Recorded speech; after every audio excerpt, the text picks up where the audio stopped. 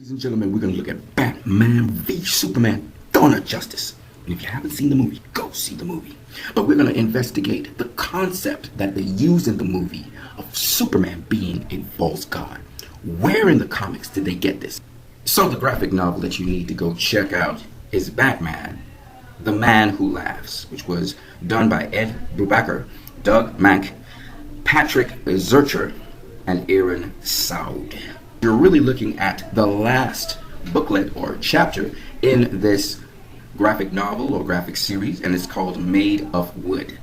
The main villain is going to explain the motive behind why he's doing what he is doing. He saw himself as a nobody. He saw his generations before him as nobodies. And then he discovered a secret life of his grandfather and realized he was something in his eyes, and he pursued after it. Commissioner Gordon asks him, who's his prisoner, he says, I still don't see it, Francis. Why did your grandfather kill all those people? Trying to distract me, huh? It's not gonna save you. But hell, I was gonna tell you anyway while I worked. My grandpa was just a kid when his parents brought him over from Ireland. And man, did he love this country. Brought into the whole land of opportunity routine. He watched his mom work herself to death in some factory, and still all he could see was the American dream. So he just kept on struggling. And he finally gets his dream. His own little corner store. He's barely scraping by, but he's happier than hell. He's a part of the community. As you can see there, Sullivan's Ice Cream, Candy, Cigarettes, Sullivan's Market. Then one day, his hero, hell, the whole city's hero, Green Lantern, is in a rooftop brawl with some muck called the Sportsmaster, right across from his store. Grandpa's out there with all the rest of the neighborhood cheering on their hero.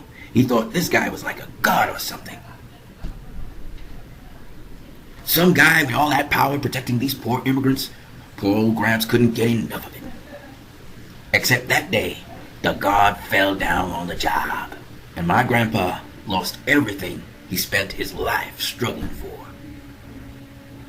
See the ball hitting Sullivan's ice cream store, and the ball has in it a bomb. Sportsmaster is a villain. Blows up everything. Green Lantern's recovering.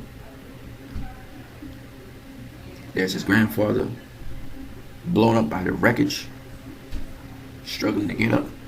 Sportsmaster runs away, and his grandfather looks into the sky to see Green Lantern. What is he doing? He's chasing the Sportsmaster, but what does the grandfather think? What does the big superhero do then? He runs away. So that's it? He was let down by the Green Lantern, so he killed 5 people? No. See, it's bigger than that. See, cause all that time he was struggling. He looked up to these guys, the rich men, the politicians, the heroes. But now his hero gets taken out by a baseball bat. It's like his whole life was a sham. These guys put themselves up on some higher plane. Thought they were better than all the little people. But this bat here brought the Green Lantern down. So he took this bat and bashed the mayor's brains in for lying to the whole city, for making them worship some false god. And here you see the mention of false god in this comic. Then he carved him up and left him at the feet of his old hero. Let him know he was no better than anyone else. I never thought I was. No! Enters the Green Lantern and Batman. Your grandfather didn't understand, Francis. No, not you. Slams him in the head, knocks him out. Owen gets that lucky twice. Smashes him into some debris. Gun! Don't come near me, you freaks, you false gods. Don't do that to yourself. Why not? You and your freak friend can put me in prison for the rest of my life. All my life, people like you've been pushing me around. Can't push me around no more. I don't want to push anyone around, Francis. I'm just a man. Ha! A man who can fly. A man with a magic ring. No, I'm a man who stumbled across a chance to help other people, and I never set out to be worshipped or to be an example. I never chose to be anyone's hero. I just wanted to help ease some suffering when I could. And I've failed a lot. I failed that day when your grandfather lost his store. That's what people do, Francis. They try their best, and they still fail sometimes.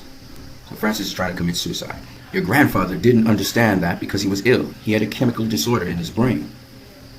I think you have it too, Francis. Don't give me that. It was you. You drove him crazy. Wait. damn it, I could have gotten through to him. No, you want to think so. I know because I've been there. But you can't talk someone back to their sanity. And I thought that this was a marvelous way to show that Batman v Superman pulled the false god concept from off of the pages of this graphic novel. The disappointment and the encouragement that Green Arrow needed to have along the way in this story was similar to what Superman needed in Batman v Superman. But I wanted you to see that the perception by this guy that these guys were false gods because they didn't meet their expectations and the hero failed, and that people fail, and people we look up to fail as well, shouldn't be a reason for us to dismiss them and call them, label them evil or false gods or traitors because they make mistakes.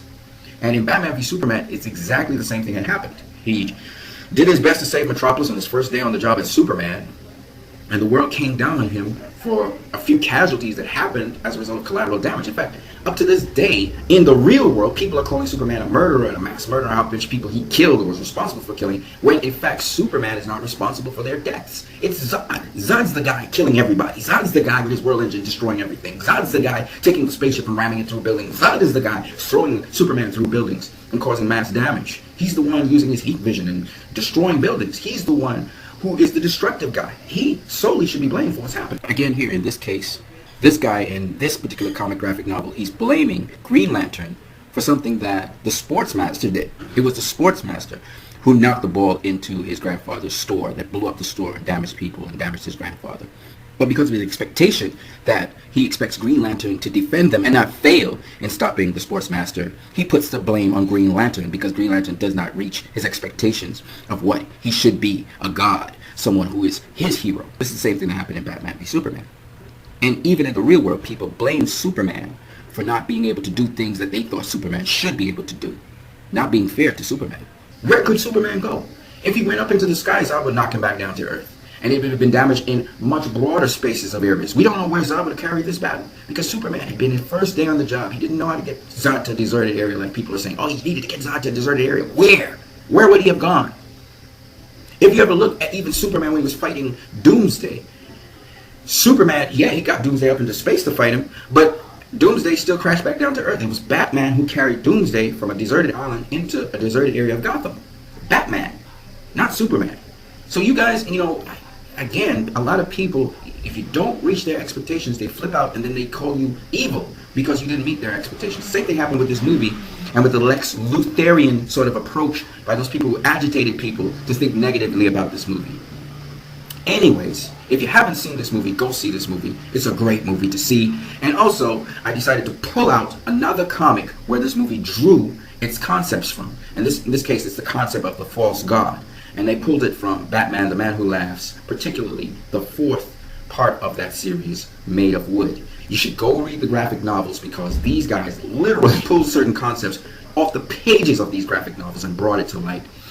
What I love about the graphic novels is their layers and how deep their complexity is. I don't really see much superhero films. I think the only superhero film I remember, besides Unbreakable, which was like that, was Spider-Man. I think the first Spider-Man was pretty good. But again, this film, Batman v Superman, is pulling from the Batman lore, as well as it's pulling from the Justice League lore, as well as it's pulling from the Superman lore. And it's just fantastic to see all these lores interlocked. The next lore I'm going to look at is the death of Superman, but there's also another comic book that actually relates to the death of Superman, and I will be discussing that in my next video. But definitely this movie is grounded in the comics, the concepts, the ideologies, the principles, and it was very layered and deep. The other thing I'm going to show you is that once you're dealing with Batman in any of your universes, you've got to deal with people with their psychology. And a lot of times you see, again, this guy was crazy, he was a little bit going off, he was killing people, but he was really crazy in his mind.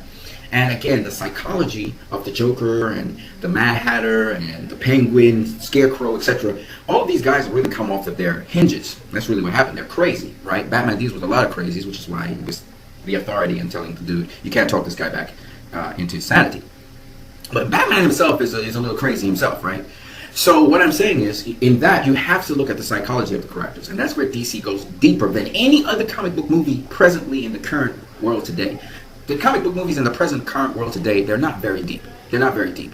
They don't reflect reality. As you can see, this movie, Batman v Superman, reflects reality so closely that you actually can see the Lex Luthors in the world today reflected in that movie. You can see the disgruntled people in the world today reflected in that movie. We can see the manipulation of the media, and we can see the manipulation of key people who are disgruntled, like in the movie, in the world today, even with respect to Batman v Superman, where people have been continuously saying negative, inaccurate statements about the movie based on a Lex Lutherian agenda to bring down the movie, because they hate the movie, because they hate the people who deal with the movie, because their values and what they do and the content and their virtue is much better than what they are putting out, and they know this.